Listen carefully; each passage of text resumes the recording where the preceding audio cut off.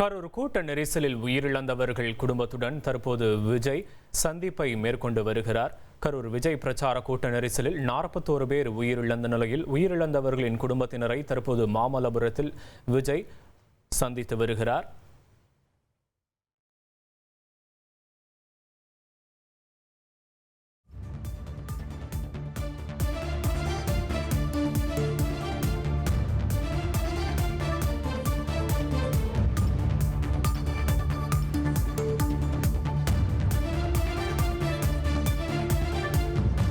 இது தொடர்பான விவரங்களோடு களத்திலிருந்து இணைகிறார் எமது செய்தியாளர் மணிகண்டன்.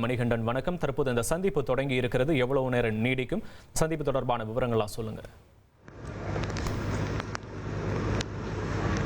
வணக்கம். கரூரில் கடந்த செப்டம்பர் 27ஆம் தேதி நடைபெற்ற மக்கள் சந்திப்பு சுற்றுப்பயணத்தின் போது ஏற்பட்ட கூட்ட நெரிசல் சம்பவம் தொடர்பாக 41 பேர் உயிரிழந்தனர். சர்வதேச அளவில் பெரும் பரபரப்பை ஏற்படுத்தியிருந்த செய்தி. கிட்டத்தட்ட 30 நாட்கள் இந்த சம்பவம் நிறைவடைந்திருக்கிறது.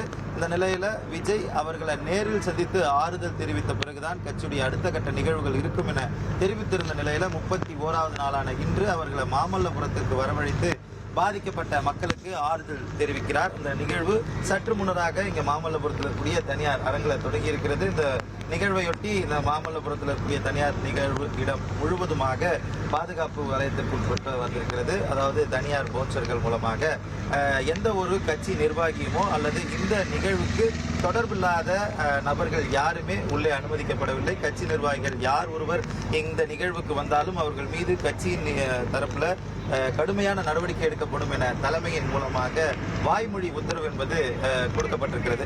முக்கியமாக இந்த நிகழ்வை பொறுத்தவரையில் 41 பேர் உயிரிழந்திருக்கின்றனர். அவர்கள் 41 பேர்ல 2 குடும்பத்தினர்ல இருவர் உயிரிழந்திருக்கின்றனர். ஒரு குடும்பத்தை சேர்ந்த 3. ஆக மொத்தம் 38 குடும்பத்தினரை நேரில் சந்தித்து அவர் ஆறுதல் தெரிவிக்க அழைப்பு என்பது விடுக்கப்பட்டிருந்தது. இதுல அரவக்குறிச்சி தொகுதியை சேர்ந்த அஜிதா 21 வயது மதிக்கத்தக்க பெண், அவருடைய 30வது நாள் நினைவு நிகழ்ச்சிக்காக அவரது குடும்பத்தினர் கலந்து கொள்ள முடியவில்லை என்னும் கருத்தை அவர்கள் தரப்புல தெரிவித்திருக்கின்றனர். அதை தவிர்த்து 37 குடும்பத்தைச் சேர்ந்த 235 நபர்கள் இந்த நிகழ்வுல கலந்து கொண்டிருக்கின்றனர். இந்த நிகழ்வை பொறுத்தவரையில ஒரு அரங்கம் தயார் செய்யப்பட்டு அந்த அரங்கத்தில் தனி அறை என்பது தயார் செய்யப்பட்டிருக்கிறது. ஒட்டுமொத்தமாக ஒரு ரவுண்ட் டேபிள், ஒரு குடும்பத்திற்கும் ஒரு ரவுண்ட் டேபிள் போடப்பட்டு அந்த குடும்பத்தினர் அதில் அமர வைக்கப்பட்டிருக்கின்றனர். தனித்தனியாக அவர்களை விஜய் சந்திக்கிறார். அதற்கு முன்பாக பொதுவாக அவர்களிடம் உரையாற்றவும் இருக்கிறார்.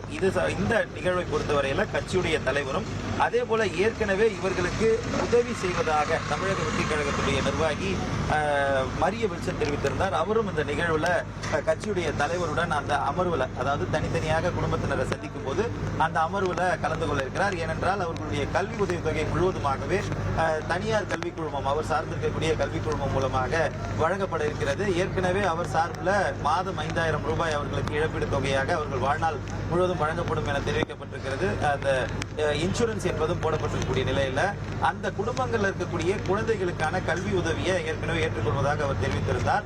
அந்த உதவிக்கான தகவல்களை அவர் மூலமாக கேட்டுக்கொள்வதற்காக அந்த அமர்வுல தமிழக வெற்றி கழக நிர்வாகியும் தனியார் கல்வி குழுமத்துடைய இயக்குநருமாக இருக்கக்கூடிய மரிய வில்சனும் அந்த அமர்வுல கலந்து கொள்ள இருக்கிறார்.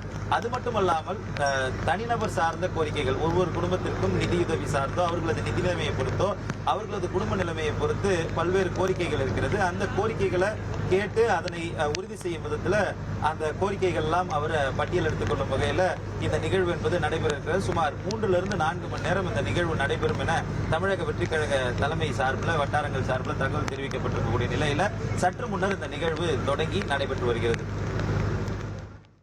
உங்களுடைய விவரங்களுக்கு நன்றி மணிகண்டன். இனி செல்லும் இடமெல்லாம் செய்தி.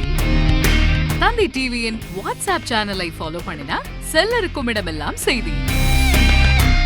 இதோ QR கோட் இப்பவே ஸ்கேன் பண்ணுங்க, ஃபாலோ பண்ணுங்க.